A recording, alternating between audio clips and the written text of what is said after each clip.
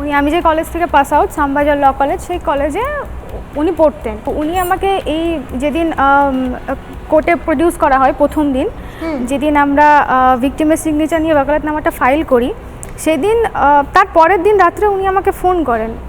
Phone করার পর উনি আমাকে বলেন যে আমার তো ভিকটিম ফোন রিসিভ করছে না, তো তুমি কি ওর সাথে কমিউনিকেট করতে পেরেছো? আমি বললাম যে মেয়েটি আমাকে কল করেছিল, বাট যেদিনকে ওর আই থিঙ্ক 164 রেকর্ড করা হয়েছে, তো মেয়েটি আমাকে কল করেছিল, কিন্তু আমি মানে সেই মুহূর্তে ওর কথা কিছু শুনতে পাচ্ছিলাম না। দুবার ফোন হয়েছে, কিন্তু দুবার ফোনটা ডিসকানেক্ট হয়ে যায়।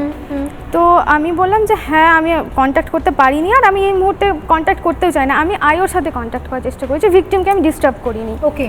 এবার সে আমাকে তখন বলে যে আচ্ছা, এই মামলাটাই তো ওয়াকালাতনামা নেই। আমি বললাম যে ওয়াকালাতনামা নেই মানে ভিকটিম আমাকে অনুমতি না দিলে আমি অ্যাপিয়ার করলাম কি করে? ঠিক, কারণ মানে আমি বলছি কসবাকাণ্ডের নির্যাতিতার বাবা মা বা পরিবার থেকে আপনাদের কি অ্যাপয়েন্ট করা হয়েছে? না, ওর বাবা মা সেদিন ওখানে আসেইনি, ঠিক আছে? মানে ওর নিজে আপনাদের কাছে আমাদেরকে অ্যাপয়েন্ট করেছে। শুধুমাত্র তাই না, আমার যে বন্ধু মেঘা, ওনাকে জড়িয়ে ধরে কেঁদে সম্পূর্ণ ঘটনার বিবরণ দিয়েছে।